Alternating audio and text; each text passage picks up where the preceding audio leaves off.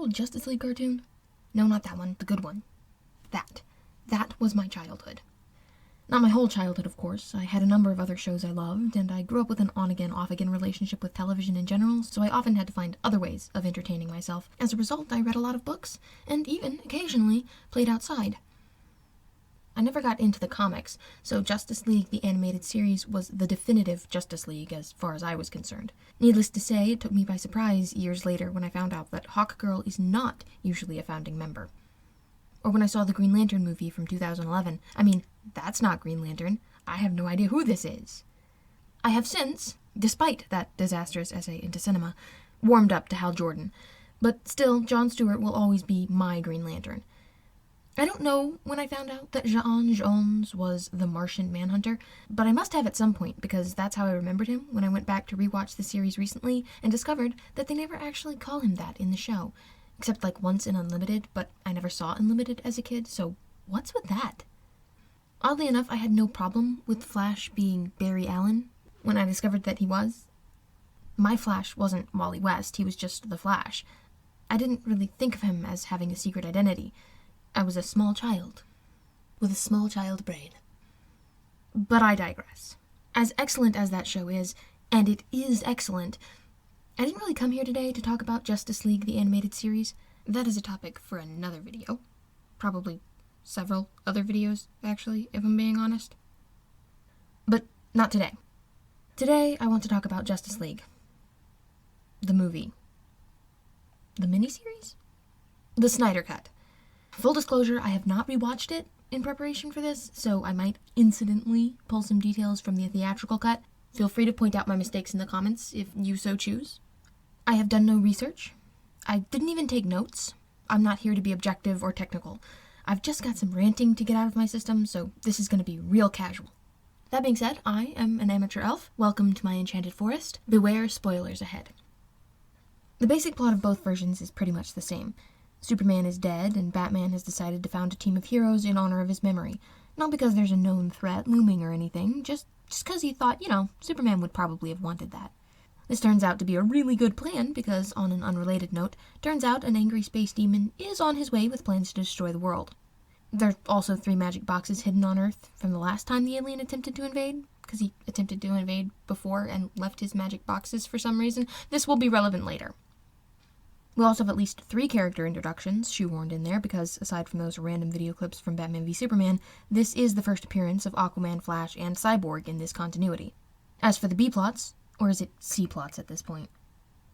Anyway, you have Lois coping with the loss of Clark, Ma Kent has lost the farm, Cyborg's strained and estranged relationship with his father for saving his life, but also for not being there for him ever.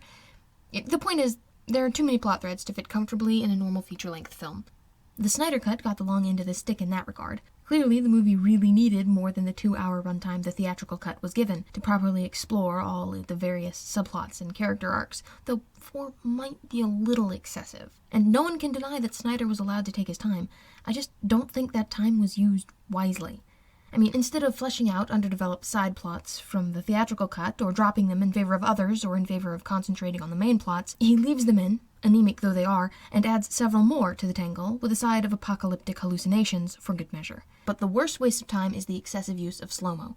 There is no excuse. I mean, sure, use slow-mo to showcase the Flash's super speed in action. That's pretty much par for the course at this point for speedsters, but if you're using it for that, you can't use it for run-of-the-mill dramatic effect, or else it loses its impact. Case in point, I literally fast-forwarded through almost half the film, and that was my very first viewing, because there was just so much of the runtime that Snyder did nothing with except to make it look and sound pretty. My second watch, I went in with the intention of watching the whole thing through. No fast-forwarding, just watch it through. It was a noble intention, I think. Alas, it died an ignoble death. I think it's a good thing it wasn't released in theaters. If I'd tried to sit down and watch that in a theater, I would have walked out halfway through out of sheer boredom. Not because it's boring, but just because there's so many stretches where nothing is happening. Still, it's not all pointless, moody, slow-mo wide shots. And where the Snyder Cut really succeeds is its epic moments.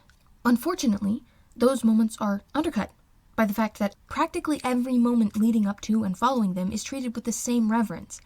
I mean, it's sometimes hard to tell the moments that are supposed to be genuinely epic from the moments that are, despite being clearly framed as epic, almost entirely mundane.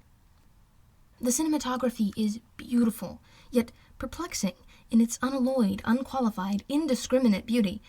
The camera lingers as indulgently on the sesame seed as it does on the Swiss peaks. Every scene is gratuitously, decadently gorgeous. Each frame is a piece of art. Unfortunately, most of them aren't anything else. I don't think Zack Snyder particularly likes superheroes. He certainly doesn't know how to write them. Their powers work inconsistently at best.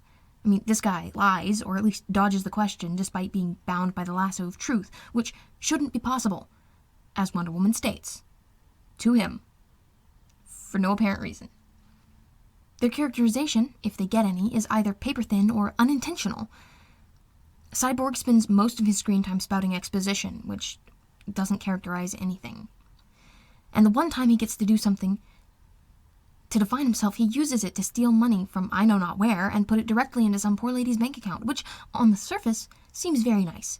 But from the outside, that looks suspicious as all get out, and she is 100% getting audited off-screen and probably arrested later for bank fraud or something.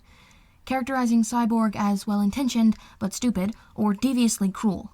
For we cannot cry ignorance, after all, he has all of human knowledge instantly available for download directly into his brain. Neither of which were the likely intention of that scene. And problem characters are clumsily sidelined during key moments so the movie can happen.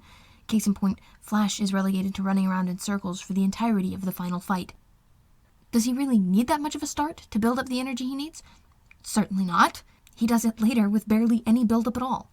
But if he's in the fight, it's too easy. The others don't have anything to do, and we don't get that epic moment where he turns back time, which is kind of dumb. But it looks real cool. Welcome to Snyderville, where all logic and character consistency is liable to be sacrificed on the altar of aesthetics. The Snyder Cut is a bloated, pretentious, unfocused, confused mess, and as far as I'm concerned, the theatrical cut is better, if only by virtue of being shorter. There's no salvaging this script, but if we ever get another attempt at a DC cinematic universe, here's my pitch. The Justice League as a cyborg origin movie. Want to differentiate yourself from the MCU? Go the road less traveled. Make the team-up film the first film in the series. Just dive right into the world.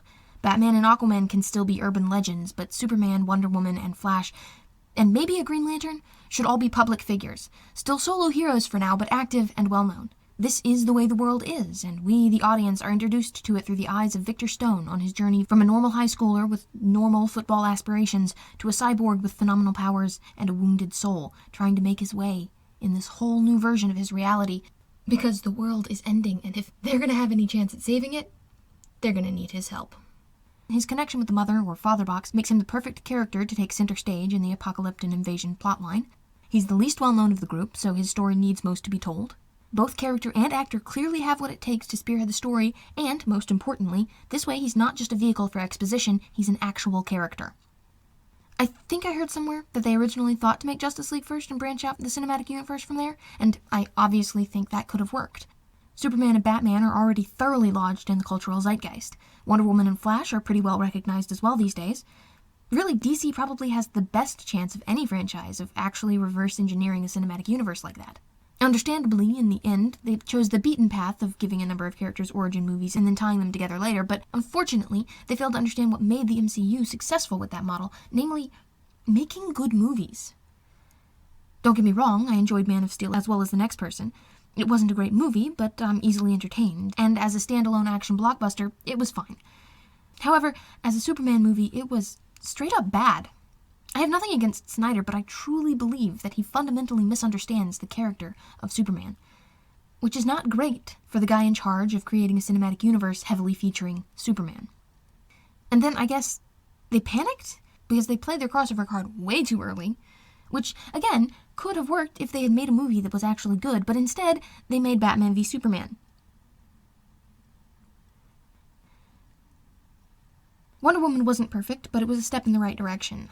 And honestly, I feel the same way about Shazam and Aquaman. If any of them had been the jumping-off point of the DCEU instead of Man of Steel, I might be singing a different tune. Unfortunately, they came too late. But I'm getting off track again. Actually, you know what? That pretty much covers it. Except there is one more thing I'd like to talk about before I go. I'm not going to complain about Clark's upper lip, or the use of Wonder Woman's leitmotif, or the weird sea shanty and the lady who sniffs Aquaman's sweater. Those might not all be in the Snyder Cut, but that's not the point. Everybody and their mother has beaten those dead horses. We all know and agree that they're kind of ridiculous, and I don't think you need me to tell you again.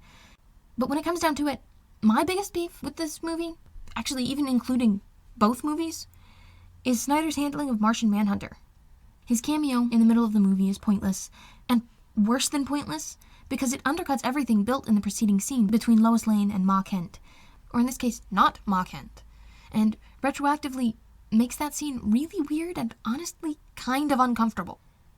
More egregious still is the extended cameo he's given in the end credits scene, since apparently he's been hanging out on Earth the whole time, and only now, after they've neutralized the threat, does he decide that maybe this world, the only world he's got left, by the way, as far as I can tell, might actually be worth protecting. Then he introduces himself as Martian Manhunter, and I just can't.